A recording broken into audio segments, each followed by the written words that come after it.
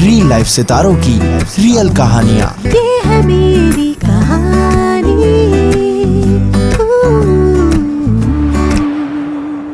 Radio city 91.1 पर ये है मेरी कहानी में आज हमारे साथ हैं अरिजीत सिंह। आइए जानते हैं अरिजीत के गाने की शुरुआत कैसे हुई। शुरुआत मतलब गाना था और ऐसा मतलब इतना कोई सोचता नहीं है। गांव में जब कोई रहता है वहाँ पे स्कूल होता है, वो नॉर्मल रूटीन रहता है, इतना नहीं सोचता है कोई। मैं सिर्फ इंडियन क्लासिकल सीखता था फर्स्ट ऑफ ऑल, तो मुझे दूसरे गाने सुनना अलाउड नहीं था। It was very strict for me क्योंकि I used to belong from a Kirana gharana. तो मेरा रूटीन अलग था एक्चुअली। मेरा रूटीन वो सुबह गुरुजी के घर जाओ और प्रैक्टिस करते रहो, स्कूल टाइम फिर आओ वापस स्कूल जाओ, वापस आओ वापस प्रैक्टिस करो, यही था मेरा।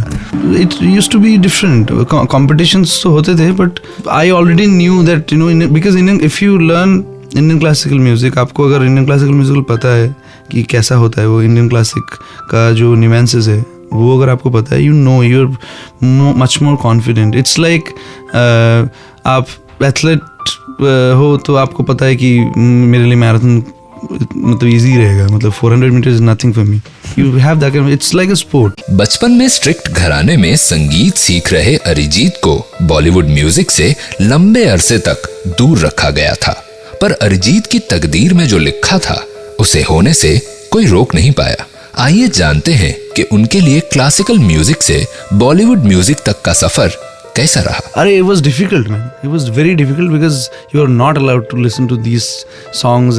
मेरा इन्फ्लुएंस पहले से था। मेरे दादू ना वो रिकॉर्ड सुनते थे, बीथोवन, बाक, ये सब सुनते थे, तो मुझे पहले से वो वेस्टर्न क्लासिकल का था। देन ना दो तीन चैनल्स आते थे हमारे वहाँ पे। एक तो है अपना VH1, MTV, MGM, ऐसा दो तीन चैनल्स ही आते थे जिसमें गाने थे। You not allowed to watch those channels, but मैं चुपके वही सब गाने का टाइमिंग निकाल के चुपके वही सब चैनल्स देखता था जहाँ पे you know these songs came. Michael Jackson का गाना आया, then my heart will go on came, you know Celine Dion के गाने, then Vengaboys, all those super hit songs I used to listen to. We used to be strict because of the gharana, तभी मतलब he was that strict about Indian classical music। और वहाँ पे I think अभी भी मतलब मुर्शिदाबाद में there are people who still does it। संगीत अरिजीत के लिए पढ़ाई थी, उनकी हॉबी थी। संगीत उनका फेवरेट टाइम पास था, उनका लक्ष्य था, उनका स्पोर्ट था, उनकी दिनचर्या का और जिंदगी का हिस्सा था। इन शॉर्ट संगीत उनके लिए सब कुछ था और संगीत में ही रच और बस जाना है, ये फैसला न सिर्फ अरिजीत ने खुद के ले लिया बल्कि उनके परिवार ने भी अरिजीत की लगन को देखकर ले लिया था। मेरे घर में ना बहुत क्लियर था चीज़। मेरे घर में ये था कि मुझे गाना ऐसा गाना है जो आसपास 100 लोग नहीं गा पाए। टारगेट ये था, मतलब it was a sport for me. मेरे लिए ये था कि आज मुझे ना 1 किलोमीटर दौड़ना है 1 मिनट में। अगर वो कंप्लीट हो गया तो मेरे को नेक्स्ट टारगेट ये करना है कि मेरे को 30 सेकेंड्स में दौड़ना है 1 किलोमीटर।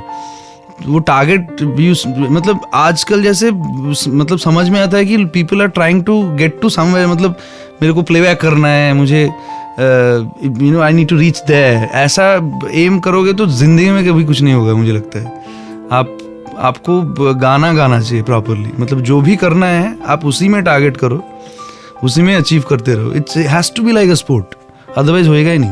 मुझे जब पता चला कि मैं मतलब इस चीज़ को सब लोग सीरियस है मेरे अराउंड, मतलब मुझे दिख रहा है कि सब लोग they are very you know into it. Mom को मतलब स्ट्रिक्टली मुझे बोलते थे कि आज तुमने रियाज नहीं किया, मतलब एक दिन मिस होता था तो कुछ ना कुछ कोई ना कहीं से तो आ ही जाता था।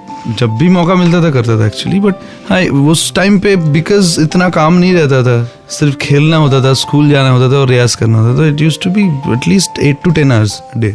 आइए जानते हैं क्लासिकल म्यूजिक सीख रहे अरिजीत सिंह घराने और शास्त्रीय संगीत के दायरे से निकलकर रियलिटी शो के स्टेज तक कैसे पहुंचे और कैसा रहा उनका उस रियलिटी शो का एक्सपीरियंस। रियलिटी शोज तब आया जब मेरे गुरुजी को लगा कि इंडियन क्लासिकल म्यूजिक में मेरा कुछ नहीं हो सकता, because Indian classical music is going of कि कोई कुछ हो ही नहीं रहा है, प्लेटफॉर्म्स नहीं है, डोवल एंड म्यूजिक कॉन्फ्रेंस का दायरा छोटा हो गया, इंटरनेशनल कॉन्फ्रेंस बंद होने लगे, नॉर्मल कॉन्सर्ट्स बंद होने लगे, लोग सुनना बंद कर दिया Indian classical. I used to attend overnight जो कॉन्सर्ट्स होते थे, पूरा होल नाइट चल रहा है और 5 मिनट का ब्रेक होता है तो लोग बाहर जाके जल्दी से कुछ खाना लेके वापस बैठ जाओ। तो मैं तो बीच में एक कॉन्सर्ट आई रिमेंबर जहाँ पे बहुत सारे लोग थे, उसमें अपना पंडित कुमार बोस भी थे, वो तबला बजाना था उनको। उनके पहले एक ध्रुपद था, तो ध्रुपद में मैं सो गया। लाइक बहुत रात हो गई थी, तभी समझ में भी नहीं आया कब मैं सो गया और मेरा नींद डायरेक्ट खोला एक चांटी से, और फिर इतना जोर का चांटी था कुमार बोस का तबले का।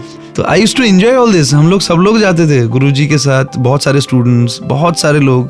It used to be fun. वो सब बंद होने लगा अचानक और अजीब अजीब शोज होने लगे, ऑर्केस्ट्रास ज़्यादा होने लगे, तो उसमें भी बेस बजाया मैंने। माचा शोज बोलते हैं हम लोग। गिटार एग्जैक्टली उतना नहीं था बट थोड़ा थोड़ा तो चलता ही रहता था। तो वही था सामने फेम गुरुकुल। मैं दिल्ली गया था पहले ऑडिशन के लिए, बिकॉज कैलकाटा का ऑडिशन गया और वो तोड़ फोड़ हो गया उधर भीड़ में। पानी वानी सब, मतलब पानी हम लोग पंछियों की तरह पी रहे थे, सब लोग ऐसे मुंह खुला रख के सब पानी ऐसे छिड़का रहे थे और 2 बूंद मिल गया तो मतलब बहुत क्राउड था। साइंस सिटी वाज मतलब it was massive that time. Aashiqui 2 के गाने तुम ही हो से ओवरनाइट सेंसेशन बन चुके अरिजीत सिंह ने उससे पहले भी काफी गाने गाए थे, पर पहचान मिली तो इससे। आइए जानते हैं कि ये फिल्म उनके लिए कितना मैटर करती है। तुमियो डिड मैटर, मतलब उसी के लिए सब हुआ है। व्हाट हैपेंड इज, पहले गाने तो गाए मैंने, फिर लिया दिल आई सैंग बिफोर तुमियो, आई सैंग दुआ बिफोर तुमियो, बट बहुत लोगों ने सुना ये सब गाने आफ्टर तुमियो। तुमियो गाना जब मार्केट में आया, people started going back Google में कि इसने क्या क्या गाने गाए। Then they knew lot of songs that I sang. He only called कि तूने दुआ गाना गाया, बहुत अच्छा गाया है, यू कम। तो मैं चला गया। फिर दिन पहला गाना मिथुन ने गवाया मुझसे, फिर मोहब्बत का, वो भी that too 2 lines because I was not there.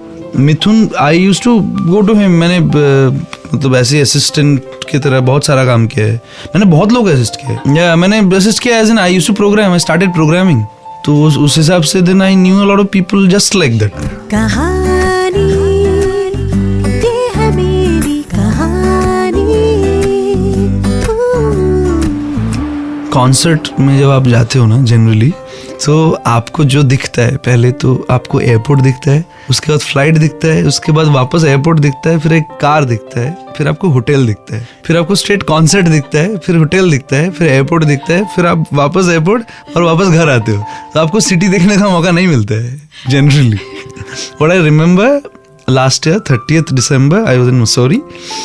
तो मैं मसूरी में रह गया, मुझे शो करना नहीं था। उसके बाद मेरा गला भी खराब हो चुका था, तो मैंने बोला चलो 2 दिन मिल गया, I will stay in Mussoorie. So I remember that haunting place, full haunted house, that Savoy haunted place. If you search Savoy in Google, वहाँ पे जाके भूतों की कहानी और भूत ये सब मेरे को बहुत मजा आ रहा था। सो आई एंजॉयड। जमीन से आसमान की बुलंदियों तक पहुंचने की कहानी किस्मत की बंजर जमीन पर अपनी मेहनत और पसीने से कनक सोना उगाने की, कभी खुद को साबित कर गुजरने की, तो कभी जिंदगी बदल देने वाली हार की, और कभी दुनिया जीत लेने की। Radio city, radio city, radio city, radio city, रग रग में दौड़े सिटी।